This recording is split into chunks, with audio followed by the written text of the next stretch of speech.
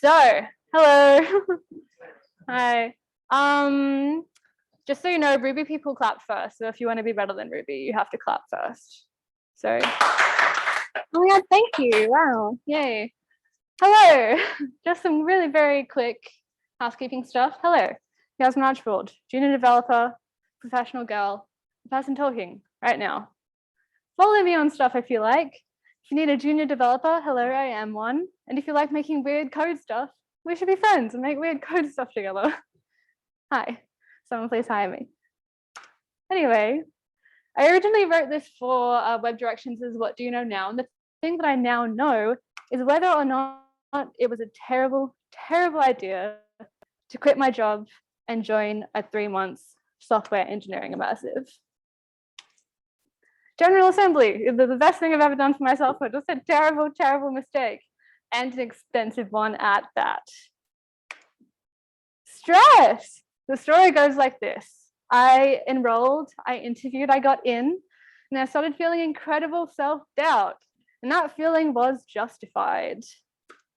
There's a hot debate online as to whether only a madman and a sadist would start level 0, no experience developers on JavaScript, let alone mathy JavaScript. But that's what Joel did. And I would never ever say that about him. He was really lovely, but some people on the internet might. Math, stress.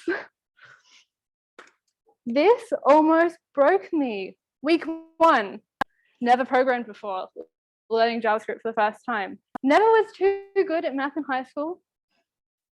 Yeah, math and JavaScript at the same time.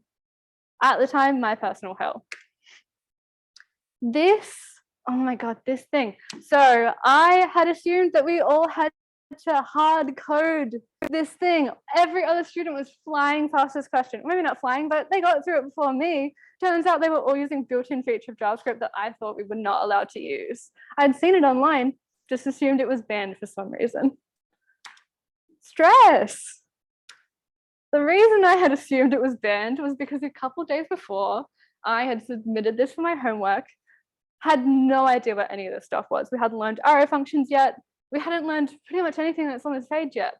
Found it on the internet, pretty much just copy pasted it, fiddled around with it a little bit until I got it working. Knew it worked, did not know how at all. Submitted it for my homework, called myself out on not knowing how it worked. And it was gently told by our teaching assistant that I should probably use the built-in methods that we've been doing in class, like for loops and things like that. And I took that way too literally and assumed we had to hard code everything all the time. Suffering. So thank you, Nelson, for pointing out that everyone else was using MathSquirt. He's not here right now, but he was a minute ago.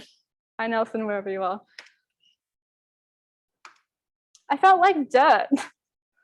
Little did I know seeds of hope were soon to be planted in that field of dirt. The first of which being when we were instructed to make a little practice website about some of Joel's favorite computer scientists. And I picked the first woman that I saw on the list completely at random. And it turned out to be Jen Schiffer, who it turned out would encapsulate a lot of the things that I came to love about code, like community, accessibility, art meets code stuff. It was really cool to see someone doing the sort of thing that I would want to do. And she kind of talks like me. And I think she kind of looks like me as well. Is it fate? Or is it that all white girls with brown hair and a front fringe sort of look quite similar? I don't know, it could be fate. Still felt like dirt though. Then came to our full-fledged first ever top to bottom program, Tic Tac Toe. Probably very simple to most of the experienced people in this room. Hopefully it would be to me too now. At the time, Sisyphean hell task. Oh, terrible. But I got through the week with about 2 days to spare and decided to skip a lot of the CSX extra stuff that I felt a bit more comfortable with and go for an unbeatable AI opponent. And so I learned about the Minimax algorithm. This thing's really cool. It essentially simulates every possible move that you would make and every possible move that it would make in response and picks the one that's least likely. Well, it picks the right one every time. So you can never, ever beat it. You either tie or it wins. It's like creating little alternate dimensions and simulating every possible game until, yeah, it just knows the best one. Really, really cool thing. did not successfully implement that in 2 days as a 2 weeks into programming developer, but I learned an important lesson in that doing things that are really hard and that seem really out of your reach can be good. You succeed or you don't, but you learn a lot along the way and it's fun. It's also the first time that I ever saw code as a beautiful thing in its structure, not just in visual stuff. Yeah, so it was a seed of hope planted. What's also good? When anything is working at all. Console log hello world, I love it. You told a computer what to do, and then it did that thing. But there's a special place in heaven for console log EX, E offset X and E offset Y. It's just so satisfying. Look at it go. Look at all that stuff. It's crazy. Seed of hope. Things working. We like it. Then it turned out to my great surprise that math is actually good. This is math.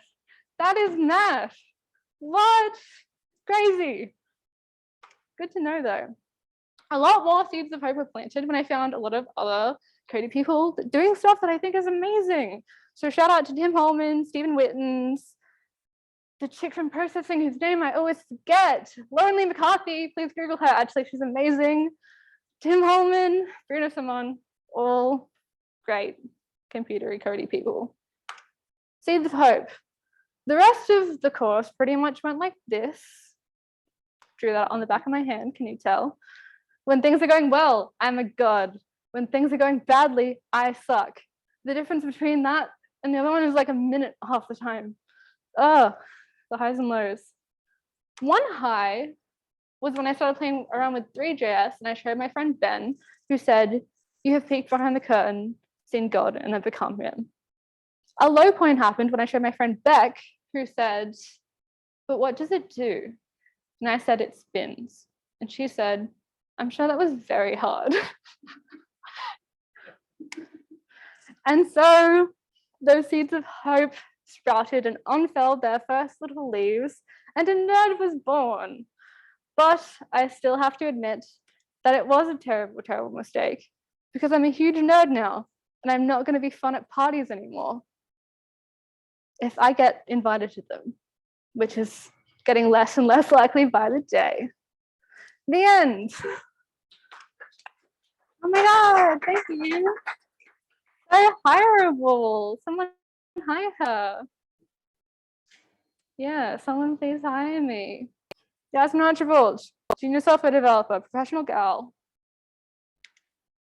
Someone hire her. My cat's dentist is pissed off at me. I need to pay some bills. Yeah, the end. Is there questions? I feel like what question would you have? But you can ask them if you want.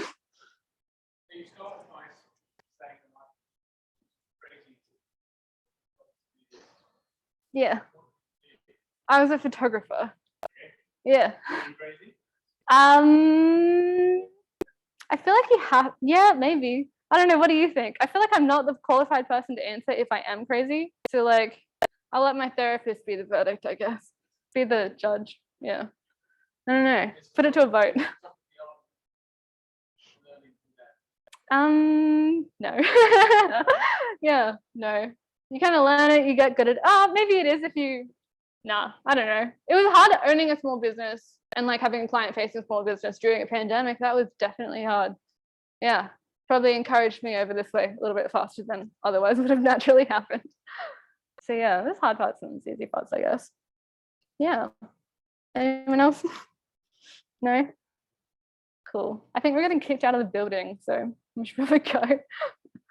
Do online people have questions? I can probably say hi if you want. Oh, thank you.